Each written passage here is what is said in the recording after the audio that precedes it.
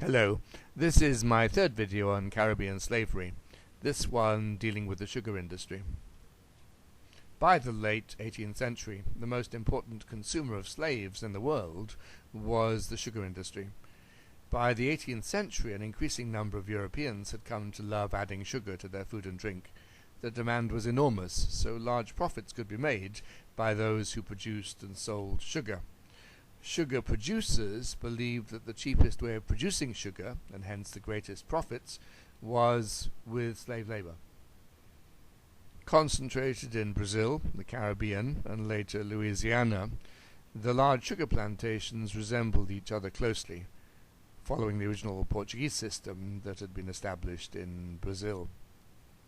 Brazil had originally been the main center of production, but during our period the Caribbean had replaced it and was the world's major producer of sugar. Sugar had become the key Caribbean crop. The British, French, and Danish islands had come to depend almost entirely on sugar for their livelihood.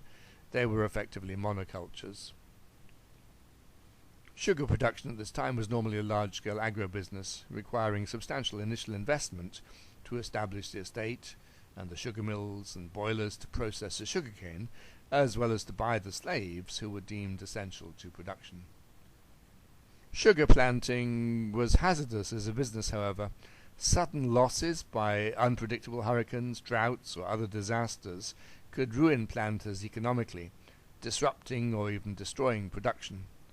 And as returns were linked to the annual production process and getting the final product to market, any delays would push the planters further into debt and could lead to bankruptcy.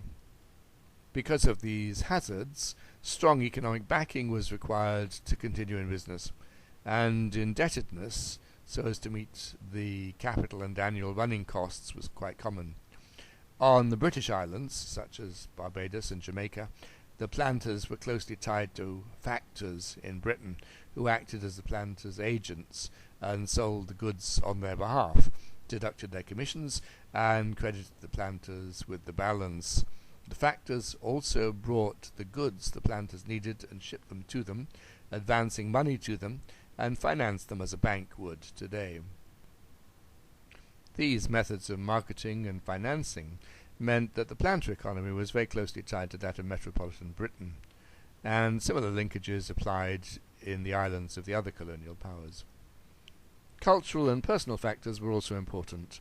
Many planters were extravagant and careless with their money, extravagance becoming almost a cultural trait, so estates were commonly heavily encumbered and fell into the hands of the factor or banker by foreclosure. For example, of 775 working sugar estates in Jamaica in 1772, just over half were still going concerns in the hands of their original owners 20 years later. Political and financial factors were also important, impacting on access to markets, the prices received by producers, and the availability of credit. Wars gave the advantage of market access to whichever side was winning. Let us now turn to the cultivation, harvesting, and processing of sugarcane. Sugarcane requires a warm climate, but otherwise grows relatively easily on any fertile soil, and can be grown for many years before soil fertility deteriorates and significant use of fertilizer is required. Although sugarcane is easy to cultivate, requiring little skill or care, the process of harvesting and processing is difficult and requires heavy and careful labor.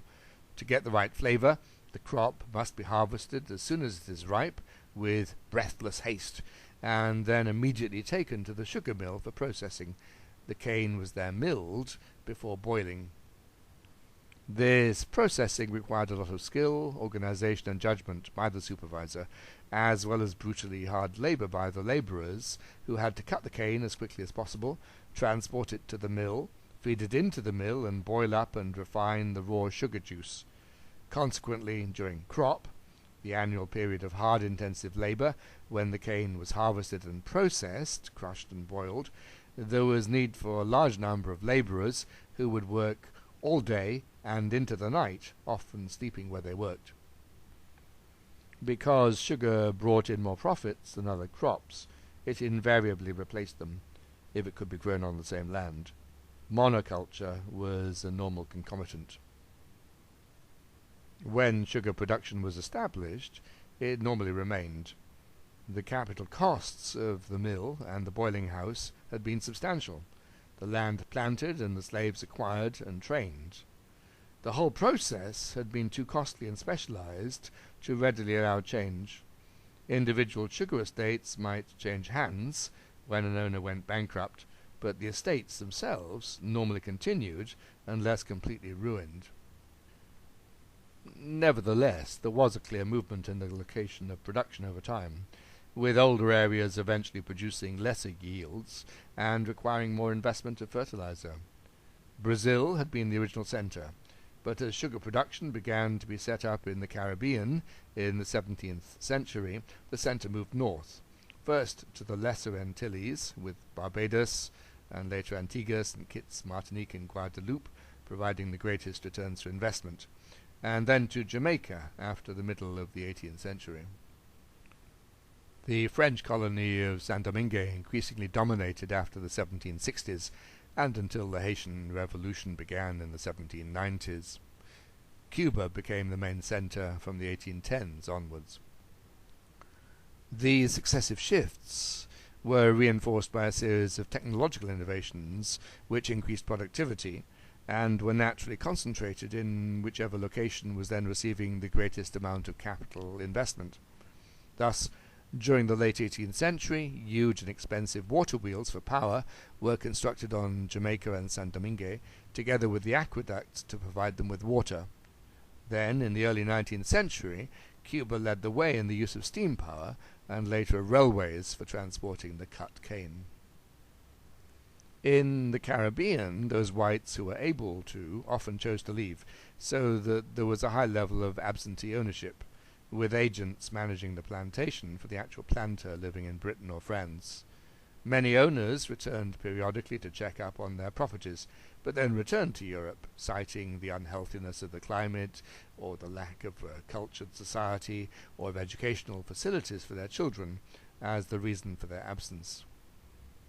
In the British territories, where there was normally considerable local involvement in the running of the colony, there was sustained opposition to any attempts to significantly modify the system of slavery, as with a 1748 decision of the Jamaica Assembly to reject a move to prohibit the mutilation or dismembering of slaves without a magistrate's consent. Agents for the planters, often attorneys, dominated these assemblies. Thank you for listening. In the next and final video of this set, we'll look at some social aspects of Caribbean slavery.